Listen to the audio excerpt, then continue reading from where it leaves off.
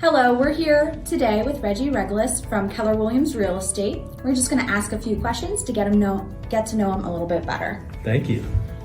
So Reggie, where are you originally from? I'm from New York City. Born and bred in Brooklyn. Oh, nice. And moved to Queens, and then I came here when my mom moved here. Okay. Yeah. How long ago was that? Ooh, maybe about 15 years now. So you've been here pretty long. I've been here a long time, yeah. Good. Yeah. Why did you become a real estate professional? You know, it's interesting. I was doing computer consulting. Okay. And I was in this networking group, and I met Usha Patel. Oh, yeah. Who you also know. Absolutely. And told Usha I had some interest in real estate, and she was just getting into Keller Williams. Okay. And so she gave me what we affectionately call the Red Book. The Red Book, yes. Which is Gary Keller's book. I read the book and I was like, this is amazing. This is how you do real estate. Mm-hmm. And I saw that he showed us how to serve clients at the highest level. Absolutely. And I was just drawn to that and joined right from that. Absolutely. Yeah. Well, Usha's a great connection. She is. She is. How did you get started? So once I met with Usha, she just showed me like some of the basics of dealing with clients and setting up systems and things like that. Mm-hmm. So I got started that way, and I had a friend that knew someone that was moving. Okay. And she introduced me, and the rest is history, like they say. Right. That was my first client. Got them their house right away. Yep. Who are some of your business idols and role models, and why? So I have three. Okay. The first one is Magic Johnson.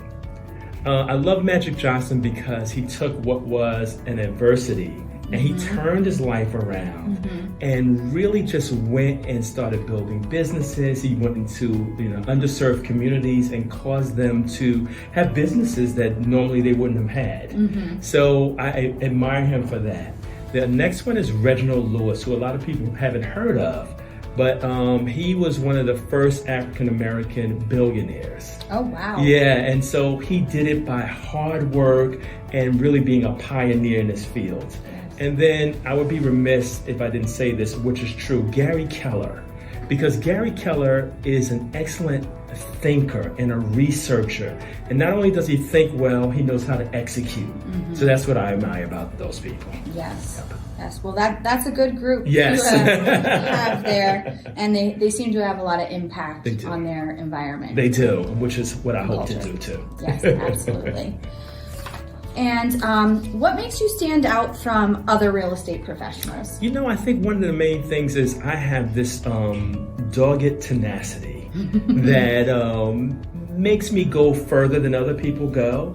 So if I'm in a transaction, I'm working for my client, and even they're thinking it's not going to happen, I said, no, it's going to happen. We will figure out a way. So I'm tenacious, and I also use creativity to come up with solutions that others don't think of. So that's what really makes me stand out. And then I have a crazy work ethic. I love to work hard and get results. Well, those are some great qualities. Thank you. What do you like to do for fun? For fun, I like to eat. Who doesn't? I'm known by most of my friends and my family as an eater. Like if you put something in front of me, I'm gonna eat it. Okay. So I like to go out to different restaurants, and then I like to travel as well. So I've been to Brazil, to Spain, to Paris. That is I like learning about new cultures and seeing different ways that people do things, because it affects my life. When I see how someone else does something, I say, well, how can I apply that in my life? So I love traveling and learning. All right. So that's for fun. That's a very multi-dimensional palette you have there. Yes, it is. What are your favorite things to do in the neighborhood? So, eating, as I mentioned. So I love to try new restaurants in the neighborhood. And you'll see on my site that I just interviewed someone that's opening a restaurant in the neighborhood now called Nuna Salinas. Ooh. Yeah, so which is going to be a Sicilian restaurant. Nice. And I got to talk to the owner and see his heart and why he's doing things. So I like to do that, eat at new places, but also meet the owner or the chef to find out, what makes them do what they do. Absolutely. Yeah. That's going to be on my to-do list. Yes.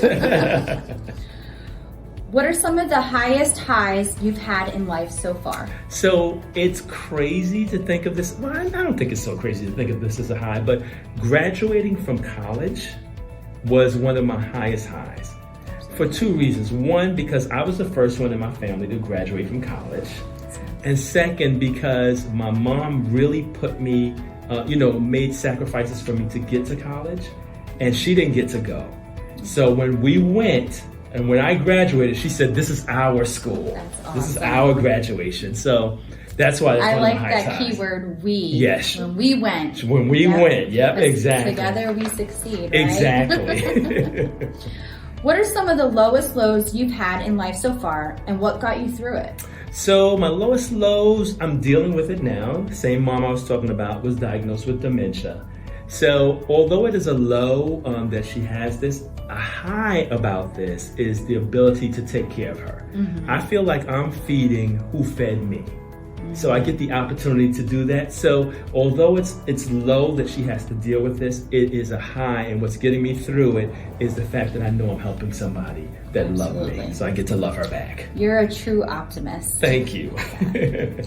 Who from your childhood had the biggest impact on you, and what did that person teach you? So it was a teacher, and she was an administrator too, and wasn't quite childhood, it was college.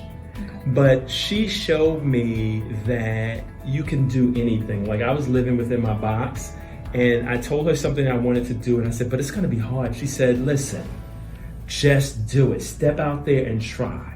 So I did it, and it came out really well. Awesome. And so she taught me to go further than I think I can go. Yeah. Yeah. Get out of your comfort zone. Get out of my comfort zone constantly. Yep. So what does the future hold for you? So my goal and the future that I'm looking to create is one, and it kind of ties into what we said about my role models, one that impacts my culture. So I'm looking to do things that make a difference in the lives of others. So anything that I can do like that, like I have a crazy vision to give away $1 billion. Oh, wow. So, and I've had this for years. That? Yeah, exactly. But that means I have to make a lot of money to do it, or at least be in contact with it. So that is what I hope to do. Awesome. That sounds great. Thanks. If a young person asked you for advice on how to live their life, what would you tell them? Courage. So to me, one of the keys in life is to have courage. You're gonna need courage for everything. As we talked about stepping out of the comfort zone, you need courage to do that. You need courage to have tough conversations with clients. Absolutely. You need courage to, to negotiate. So I think courage, you need courage to follow your dreams. So I think courage is the thing I would tell them. Make sure you live your life with courage. That's great. Yep. That's great. When your life is over, how do you want to be remembered? As someone that loved people and had an impact on their lives, a positive impact. So if I know that what I've done has had an impact on the people that I know and people I don't know, then I've lived a good life. Awesome.